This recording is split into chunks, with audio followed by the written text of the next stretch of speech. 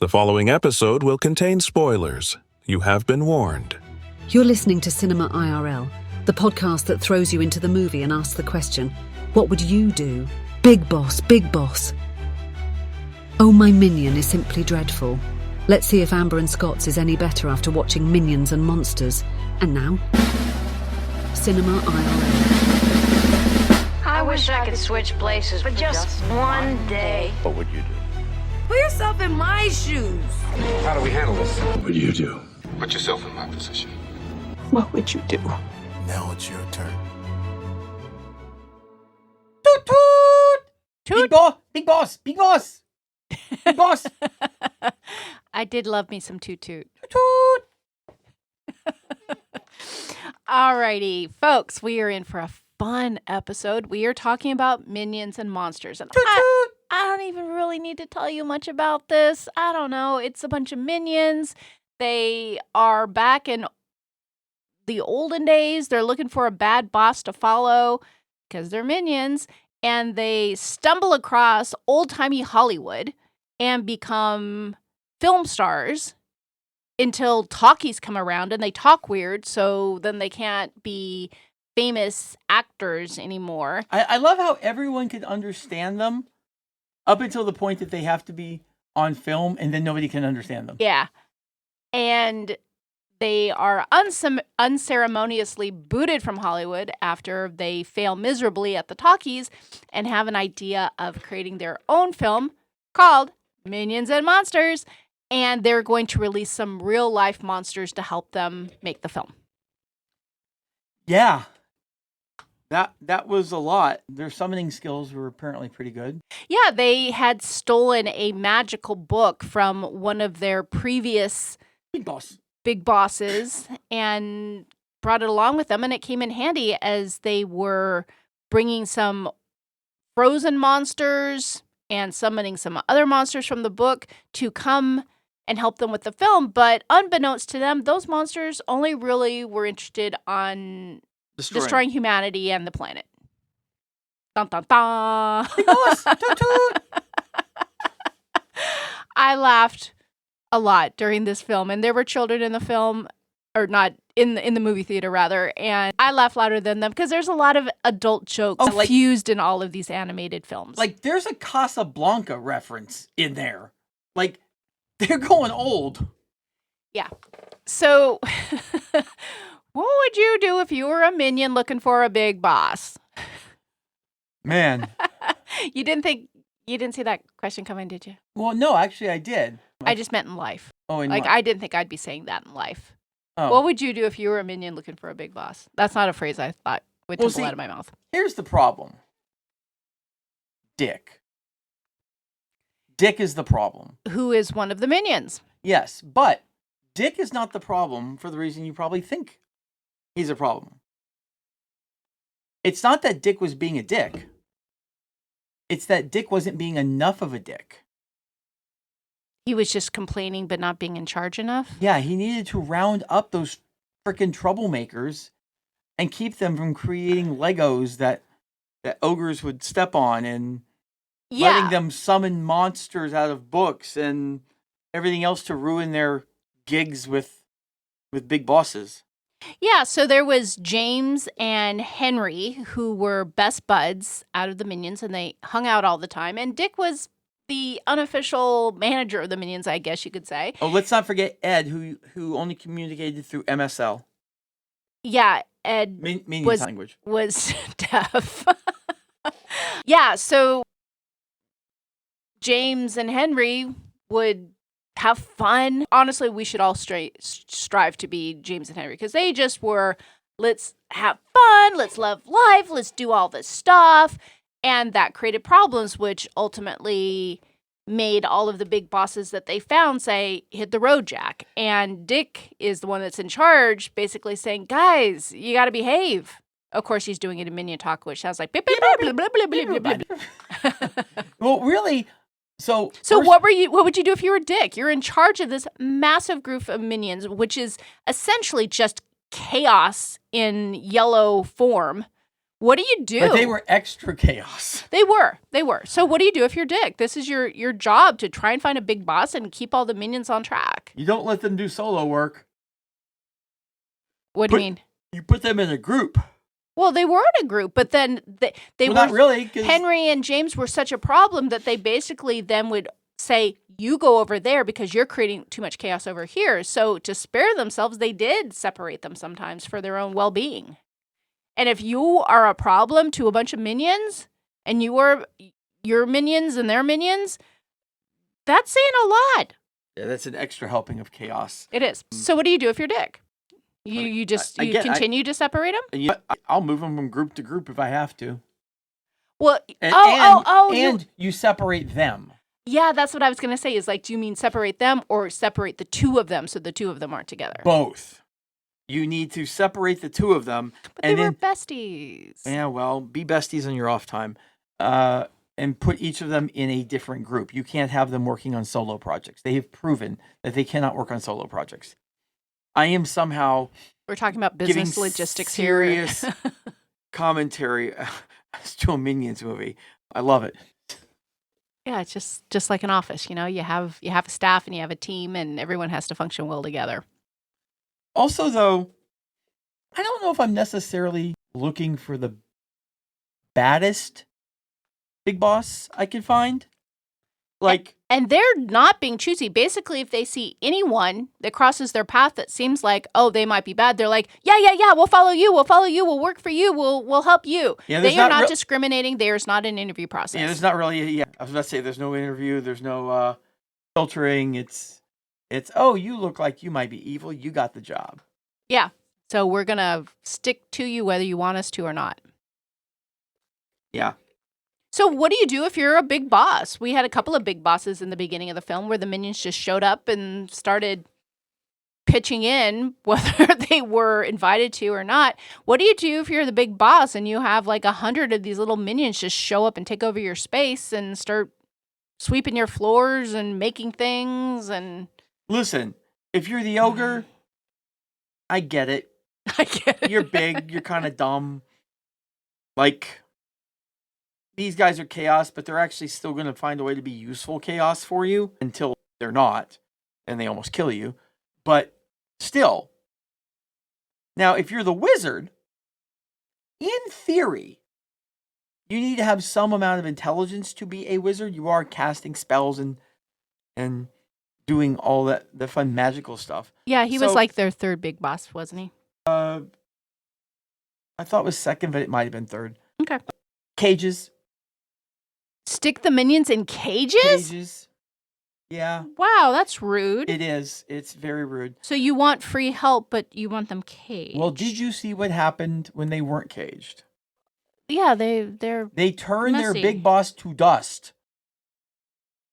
If you're going to turn me to dust, I'm going to put you in a cage. I think there's even a chance you're going to turn me to dust. I'm going to put you in a cage. Well, in fairness, if I think you're going to put me... Make me turn into dust, I'll put you in a cage. Well, I'm not going to tell you. Why would I tell you and then you cage me? Toot toot. So it turns out in their quest to find a big boss, they are noticing in the distance a chase of bad guys and good guys on horses. And they see the one guy being chased and they're like, oh, he must be bad. He must be a bad boss. Let's go and attach ourselves to him. Toot toot. So they insert themselves. They knock the good guys off the horses. They take the horses. They follow the bad guy as he's on the horse and then gets on a train and then tries to be lifted up into a plane. And what we find out is that this bad guy, this bad boss, isn't a bad boss at all, that it's actually part of a film. And that's how the minions kind of break into Hollywood. They break into Hollywood by ruining someone's set. But ruining it apparently in the best way possible. Toot toot. Yeah, the director is none too happy, banishes them from the set. But when the studio heads see the film with the minions in it causing chaos, they're saying, more, we love it. Genius. So they have to bring the minions back. And they do a lot of films. What would you do if you were just a minion and your job was to find a big boss to do bad things and support a villain, and all of a sudden you're tempted with the opportunity to be a Hollywood star. Do it. Be a Hollywood star. You only have your youth for so long. Well, do we know the ages of the minions? Their youth? I never really thought about them age-wise. I mostly assume that they're immortal. Like, they've been here since the beginning of time. They will be here until the end of time. And they don't reproduce because I don't want to think about what that process looks like. Yeah, I definitely don't think we want to. Especially since they're apparently all male. Yeah, occasionally one of them appears to dress up in a dress and they all have a good time. Kind of Yeah. like frat boys. Yeah, so it's this all male race. This is starting to feel political. No, yeah. So, yeah. Listen, if somebody came to me I've got a lot of stuff going on. If somebody came to me right now, out of the blue, because of something I accidentally did and said, we want to make you a Hollywood star, I'm dropping everything I'm doing and I'm going to be a Hollywood star, assuming I get Hollywood star paychecks. You are a little obsessed with being an actor. Well, I'm not obsessed with it, but... You like the idea of being an actor. Listen, the idea of being a Hollywood star... You say the word actor. ...means that you're going to be paid 7 figures for a movie, and that first number is not even necessarily a 1. Like, I don't have to do a lot of movies. I just do one. Why do you think you're breaking in at $1 million for a movie? Well, I'm not breaking in. Somebody's already said they want to make me a star. Okay. So they already have seen my talent. They must. Is it minion level talent? It's probably not even there. Despite the fact that I have an IMDb page and I have actored in some things that I guarantee you none of you have ever seen. Yeah, no, the Minions have more acting talent than I do. So when talkies are introduced, so this is, again, old-time Hollywood for whatever reason this is set back in the day, and they say, great news, we're going to have films with sound now. And it appears that they do several movies with the Minions and then seem to be shocked each time that they can't be understood. But they keep giving them new films because we keep seeing them in new sets and new situations, and they can't be understood. Why, if you ran a movie studio, would you continue to offer movies to the Minions? There are definitely studio bosses that need to have a performance evaluation. Well, it's their studio; their name's on it. They're not being evaluated by anybody. Well, I'm sure that the big guys are just like, make me money. They hire people to do that. They hire people to make the decisions. So the people they hire to do that, they're the people who need their... Well, they seemed very involved. They were on all the sets making the faces whenever the Minions spoke. Well, yeah, but that doesn't mean they... And I love the fact that one of them was exceptionally rude and one of them is exceptionally nice. Yes, they were the Bright Brothers of the Bright Brothers Studios, which seemed like a little bit of a hat tip to the Warner Brothers Studios. No. So what do you do if you have these Minions who are blockbuster stars? They are the talk of the town, and now all of a sudden you've got a huge problem because they are not going into your vision of films with voice and sound. Well, here's the problem, okay? Yeah, tell me the problem. I'm gonna evaluate this because that's what I do. So this really is on the studio heads because it is not like their role to be pissed off when an actor doesn't perform the way that they do, especially once an actor has gotten to a point of pretty high fandom. It is their job to find the right vehicles for those actors. And they kept putting them in the wrong vehicles. So, yeah, you put them in talkies and you put them in roles where they have like real serious dialogue. What the hell did you think was going to happen? Banana! Toot toot! So what I would do if I was head of the studio is I would say, okay, after the first film, because you don't need one scene. You can give it a film. You're like, this is not working. And you, Minions, are making me a lot of money. People are seeing a lot of films. They love you. You are spotted around town. You guide fashion trends. You are hot. Typecast the living crap out of them. So I would either dub their voices or I would have other stars step forward to be the ones in the talkies and still hang on to the silent films as long as possible. Yeah. I think you can still have them. You just need to not have them in roles where they're doing primary dialogue. Though I do like the idea of like a minion being on screen, like being overdubbed by like Humphrey Bogart or something like that. Well, the other way. So they are unceremoniously kicked to the curb and now they're lost. What do you do if you had all of that at your little yellow fingertips and now you're just some schmuck being shown the door and asked to leave the studio lot? I'm wanting to know how the hell my mansion got foreclosed on and evicted so fast. I just left the studio. They just fired me. They're very efficient in cartoons. They can't wait for things to happen. Yeah. Yeah, you literally go from being the talk of the town to homeless. It was a bad day. Which is great. But then they do find homes in an abandoned studio lot. Yeah. And hence the idea for their own movie is born as James does a whole storyboard and comes up with the notion of minions and monsters. And the rest of the film is about the chaos of the monsters. Hang on, we definitely have a massive what would you do here. Okay. So this is where there was a revolution. Toot. Where I can toot. James wanted to make movies.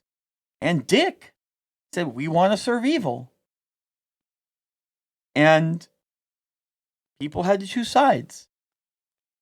And everyone that wasn't Ed or Henry chose evil.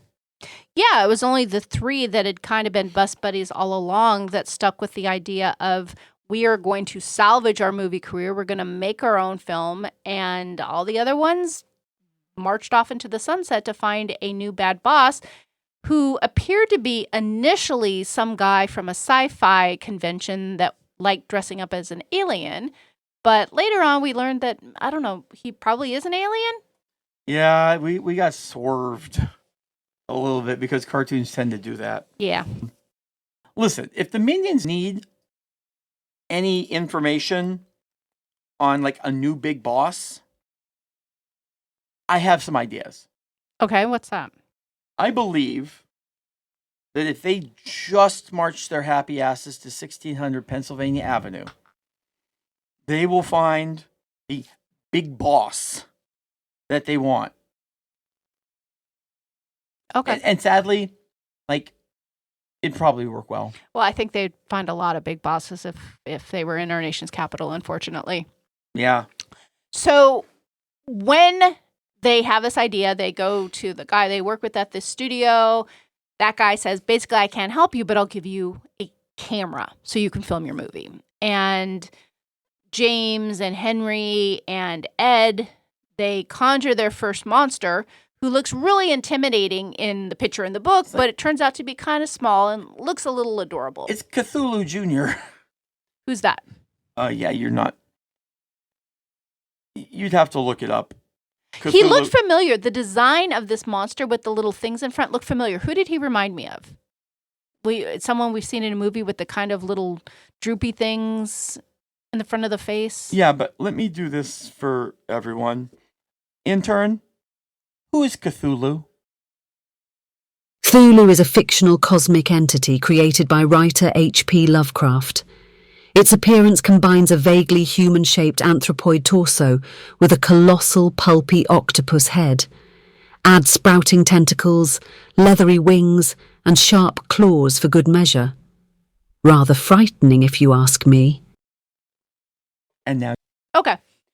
So, what do you do when you conjure your first big baddie for your monsters and it turns out to be this small, little, perky, mostly adorable little guy? Do you just lose faith? You're a minion? I don't think that's in your DNA. You're just happy regardless? Yeah, I don't think They were surprised though. I don't think minions know how to give something up. They just don't know how. They are the I guess like the end product of really solid personal development work. They don't let anything get to them. They are all about living in the moment. They are seizing the day. They are marching forward. And eventually wrecking all the lives around them. Toot toot. So they make this, what was supposed to be a big, scary, like octopus kind of creature, but wound up just being this little kind of cute thing, friends with this monster. And this monster says, okay, well, I can get you some other monsters. And they go and they take these two big, scary monsters that are frozen in ice and liberate them. Cthulhu doesn't like being compared to an octopus. And he's the eater of worlds. The three of them basically said, we're going to go along so they think we're making a movie and we're helping them, but really we're going to destroy the world. And so they play along. Yeah. Oh, yeah, let's make a movie. Yeah, and Henry overhears them talking about this at one point. And Henry wants to go and tell James, so James understands what happens, but the three monsters kidnap Henry and do their best to keep him away, keep him confined, keep him shut up. So their secret plan to eat people and destroy the earth is not discovered. Yeah. I have nothing to add to that. Those are all facts. They are. So what was, oh gosh, the name escapes me. What was the name of the last monster? I want to say Irene. Irene, that's right. I had a cat named Irene. So toot toot.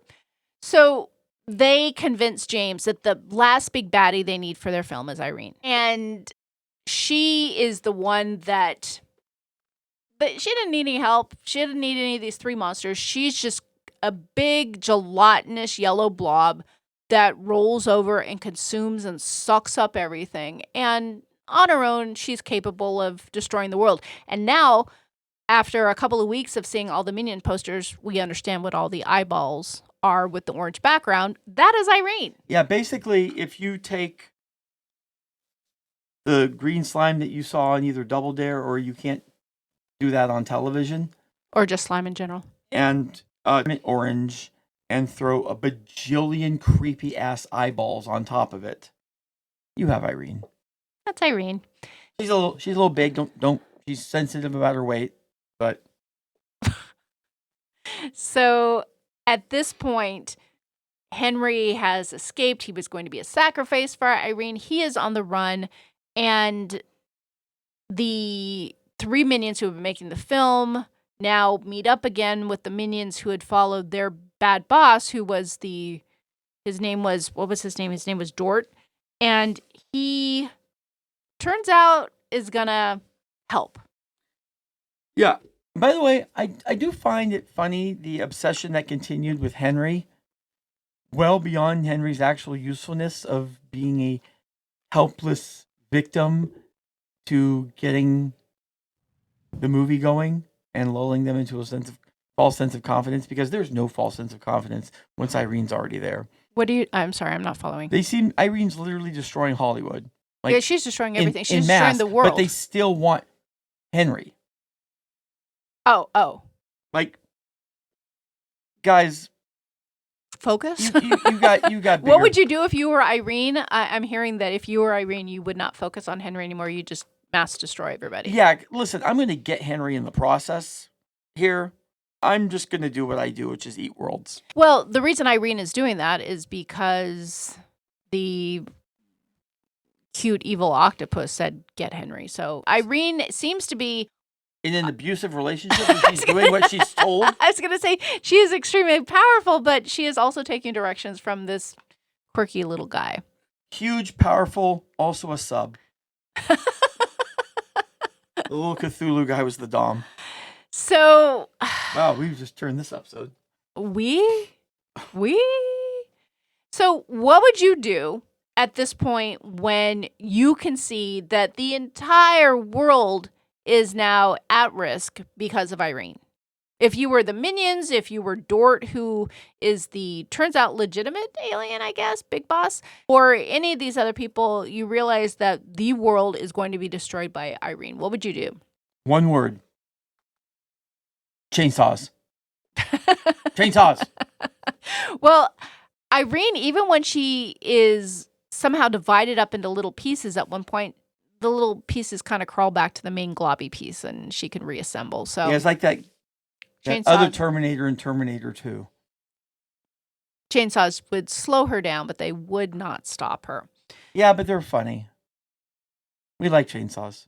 So this film ends with Ed actually having filmed all of the stuff that actually happened while everyone's on the run, while chaos has ensued, and the film wins the best film ever, and James wins best director ever, and everyone is happy.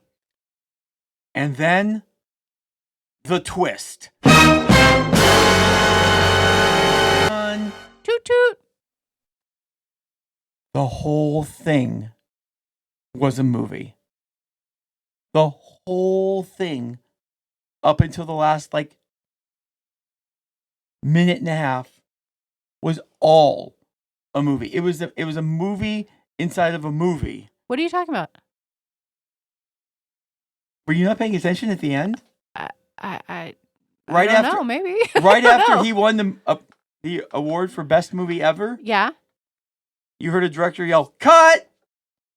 And everything came down. And some of you yelled that's a wrap. Because they were filming the movie Minions and Monsters about the making of the movie Minions and Monsters. Oh, did I miss that? Yeah, because remember the ogre was back? The ogre? Yeah, the big ogre came back on the screen. Yeah. Hey, good job. And I thought that was just a cut from the movie, not the movie within the movie. I thought that was just the end of the movie. Oh, yeah, no, they were all actors. Even the little Cthulhu guy, maybe Irene was, I don't know. She was a little incapacitated at that point. But yeah, no, everyone was actors the whole time. Oh, that fact got lost on me. I just thought it was the end of the film, not the film within a film. Okay, Yeah. well, that's good to know. Who knew? I like the meta part of it, where it was all just a movie.